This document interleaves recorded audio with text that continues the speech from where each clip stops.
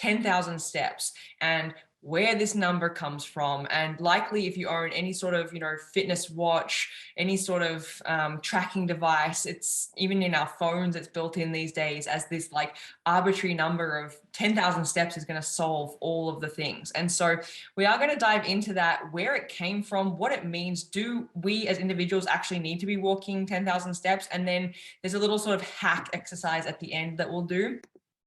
Every journey begins with a single step.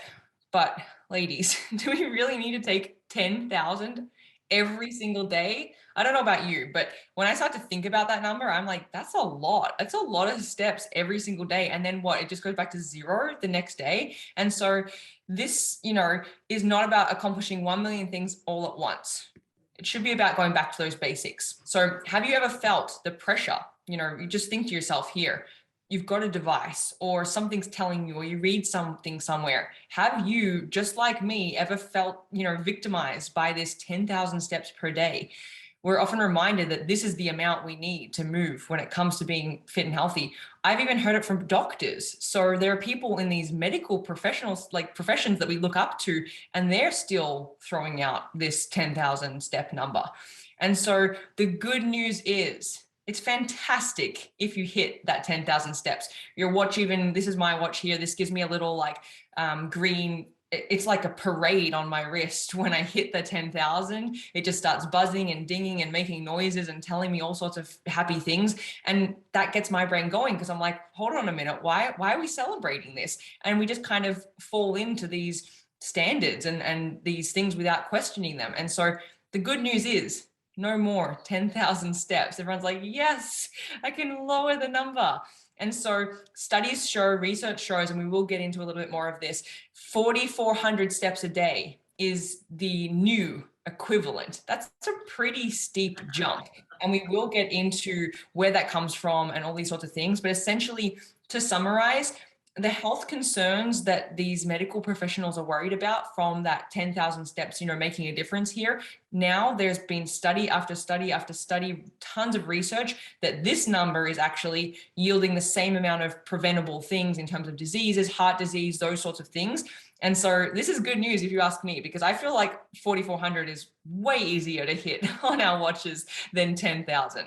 So if there are any type 1s here, it's a sort of personality test that you can take. I am a type 1, and I need to know why and where all of this comes from, where it comes from. Like when my watch is dinging, I'm like, why? Why is it dinging? Why is it buzzing? And so this is actually why. Some people who aren't type 1, you're like, could care less about what this little thing is, but maybe it'll help stick. Maybe it'll help you sort of understand that we really don't need to be hitting these 10K a day. And so this is where the 10,000 steps came from. It was invented in 1965 inside of the healthcare system by a man who makes things for aircrafts in Tokyo. So this was the first device that was sort of given out to people to track their distance, to track their pace. And then a bunch of doctors, medical professionals got together and decided that 10,000 was the good amount that they were going to make this device for.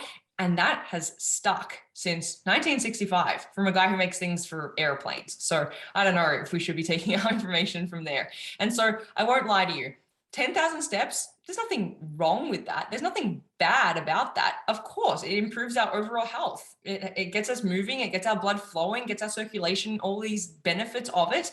However, beating ourselves up for not hitting 10,000 steps can do way more damage. And so a lot of the research is actually coming out of Harvard right now for that 4,400 number.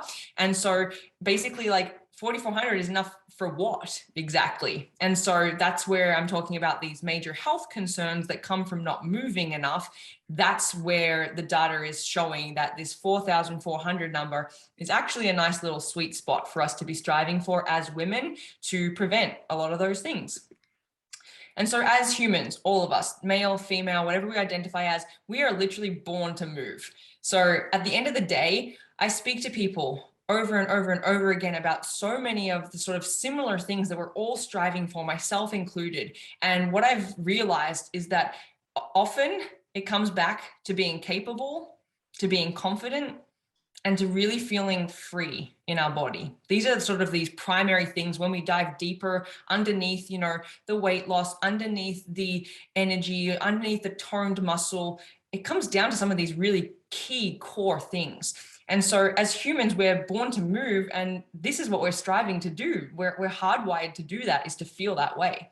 And so we move our bodies to express our wants, our needs, our emotions, our thoughts. This is how we are programmed. It goes back to even our primate days, where that's how people were communicating. That's how animals communicated.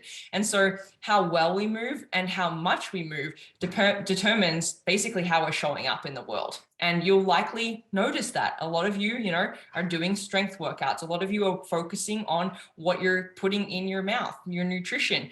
And we notice these shifts of the world we establish when we do those things versus when we don't care, when we don't move, when we don't drink enough water, we don't care about sleep, we don't eat any vegetables.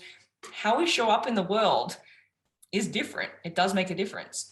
And so what we're looking at here in terms of, you know, the movement part, what does it all matter for? 10,000, 4,400, who cares? Well, it does help us a lot. We feel well physically and emotionally.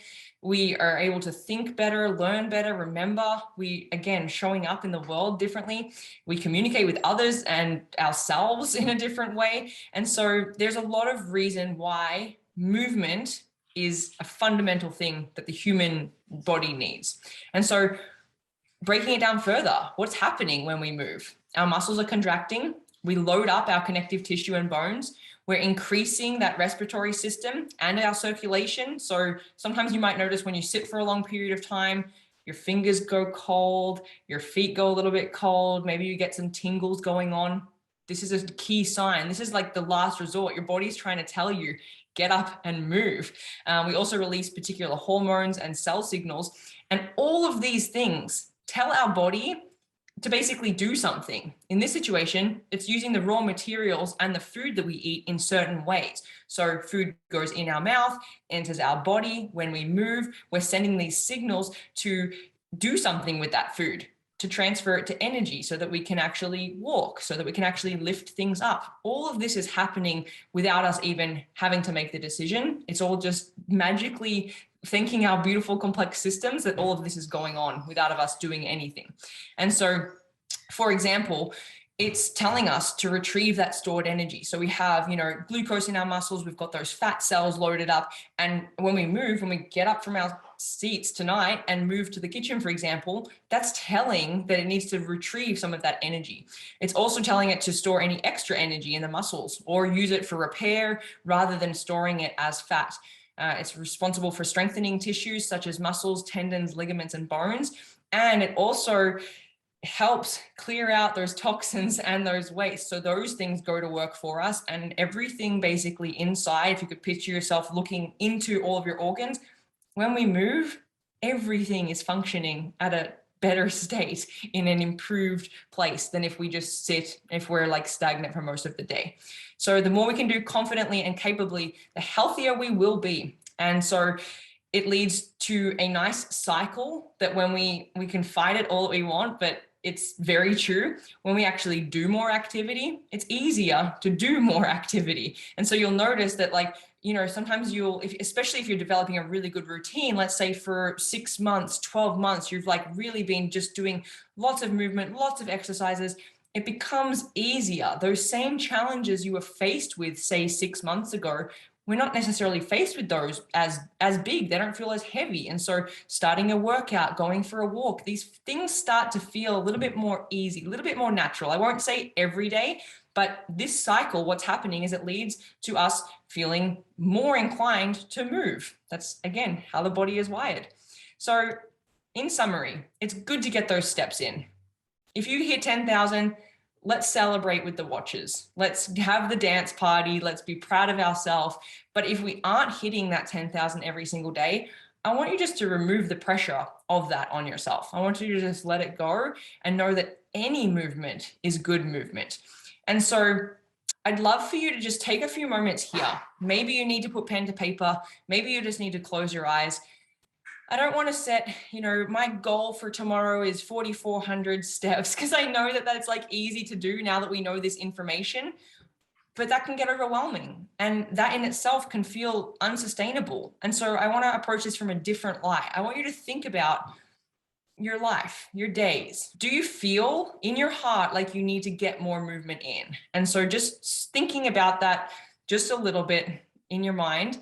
And then to elaborate on that, maybe thinking about the next few days, what could you do to incorporate small movement moments into your days? And so, for example, sitting at a desk, working 8 hours a day, this is very much being proven that there are lots of health concerns that come from us humans sitting behind a desk, sitting behind our phones 8+ hours a day. It's not doing good things for us. And so a really great way with this second question here, how can you incorporate small movement moments, as simple as if you do work behind a desk, standing up every hour and just, moving your body a little bit. Something like that can make a world of difference. A little lunch break walk, those sorts of things, they do add up and they do matter. And so I just want you to spend a few minutes. Maybe you put it in the chat if you want to write it in there. Maybe you jot it down on a piece of paper.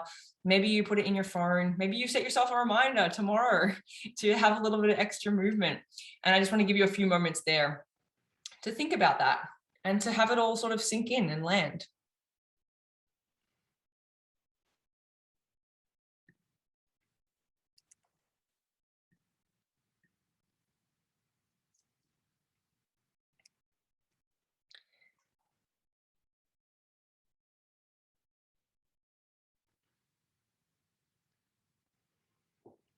I do want to just drive home.